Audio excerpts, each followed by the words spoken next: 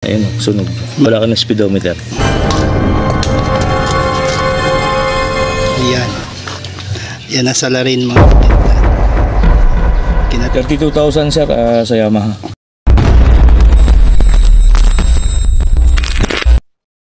So yun nga mga katinta, no?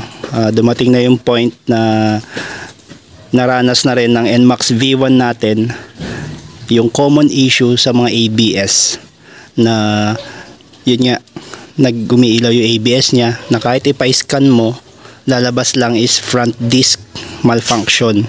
Pero yung pala, pinasok na ng fluid yung motor niya, ayan, kinalawang, at buti na lang hindi pa umabot sa short circuit dahil usually pag totally na napabayaan mo to, mag-short circuit yung module niya at doon masisira pati speedometer mo. Kasi ang NMAX pala is magkasama yung ABS, speedometer sensor, yan yung mga yung nasa gauge niya sa isang module. Ayan. Kaya pag nasira, damay-damay lahat pati speedometer mo.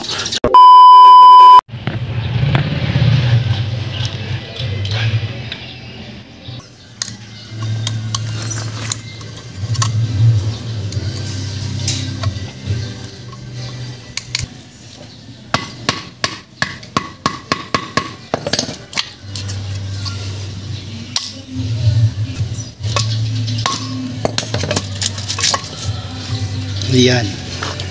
Yan ang salarin mga katinta.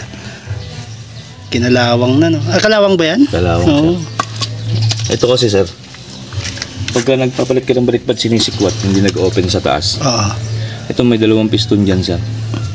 Diyan lulusot yung fluid. Ngayon, okay. pababa yan sir. Ibig sabihin, basa itong ilalim sir. Ibig sabihin, meron na sa ilalim. Meron na sa loob. Andito lang po yung board natin sir. Ganito yan sir. Sample lang kita.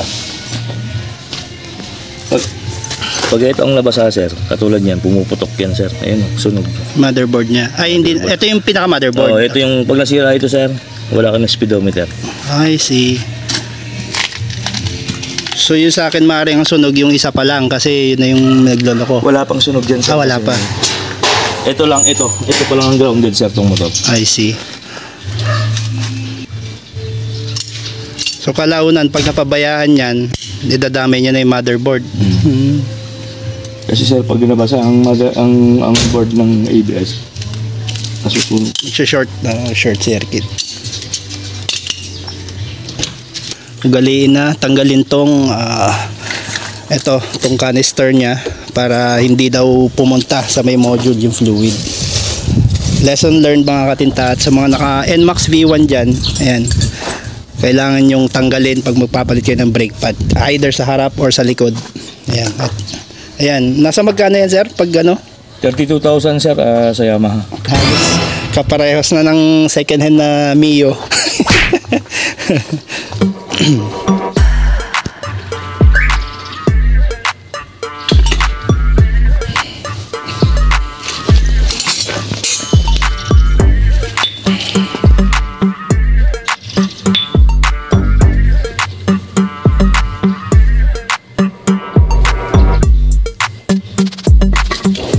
Pasok dyan sir, butas. Ito kasi walang seal to. May butas yan sir.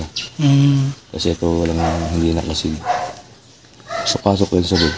Tatamaan yung board. Masusunog. Konting patak lang sir. Kahit konting patak lang, madampian lang yung board. Sunog yan. Sunog. Magsisirkit siya. So yan yung lalagyan mo ng seal sir? Yan, signal natin yan. Okay. Umilaw man yung ABS mo, no worries ka sa motherboard. motherboard. PCB board sir ang kwan doon. Hindi ka mag-aalangan. Kaya yung mga kasamahan natin dyan na gustong magpa-shield, punta lang dito sa akin. Ayun. Kasi lahat ng NMAX aabot sa ganito. Hindi mapipigilan.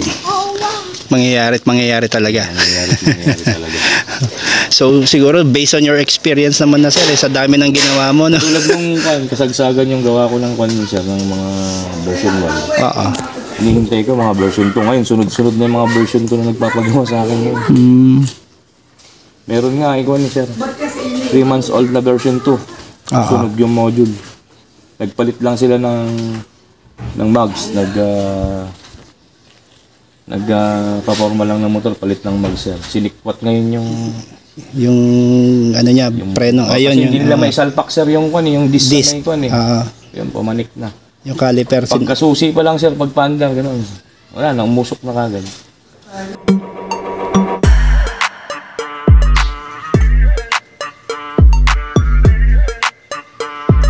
Ayan, katinta. Sagot sa sirang module. Gin. Shot tayo. So, ito. Itong motor. Yan, palit bearing na tayo rito. Bearing na rin, sir. Palit bearing bago. Sige.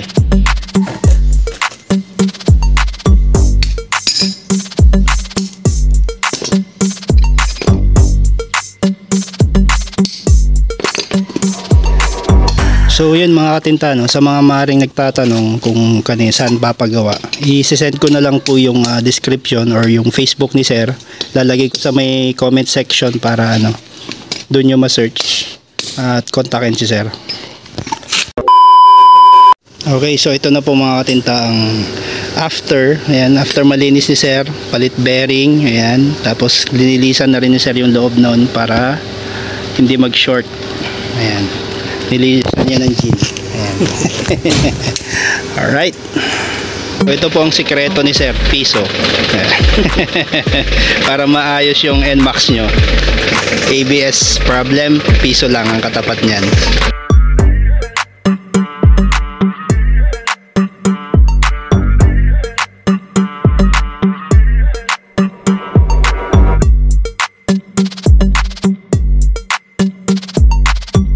Ano, diba, yung ABS ay yung speedometer niya. Yan, sabi nila, bypass yan, bypass. Oo. Tapos, grinown lang yung ground ng kwan dun sa body ground. Namatay yung ilaw, bypass na daw. Kasi hindi nila ginalaw ito. Yung pala, ang daming fluid dito. Nasunog yung...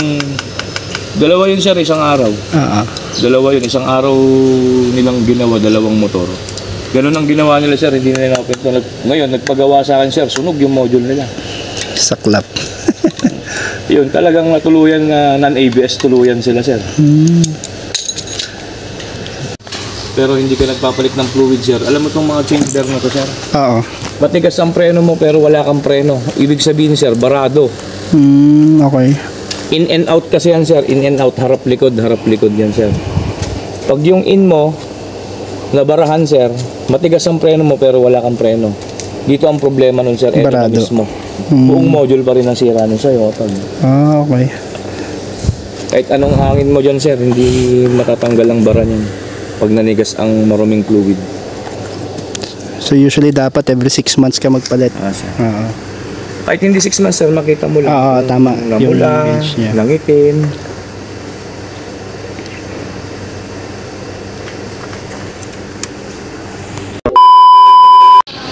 Okay, moment of truth mga katinta. Titingnan natin kung mawawala yung ABS niya ngayon. Testingin natin. Yun o, nawala na. Alright, so yun mga katinta, nawala na po yung ABS niya. At goods na ulit.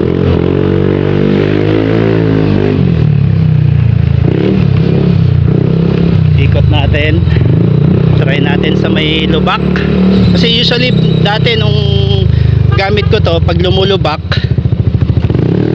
umiilaw. Ayan, okay na, nawala na mga katinta, hindi na siya umiilaw.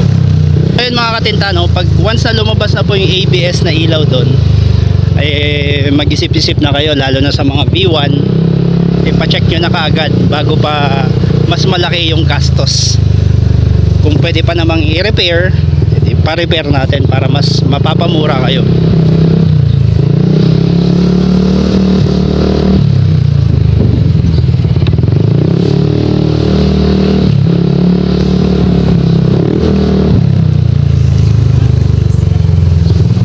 Ayos sir, nawala na.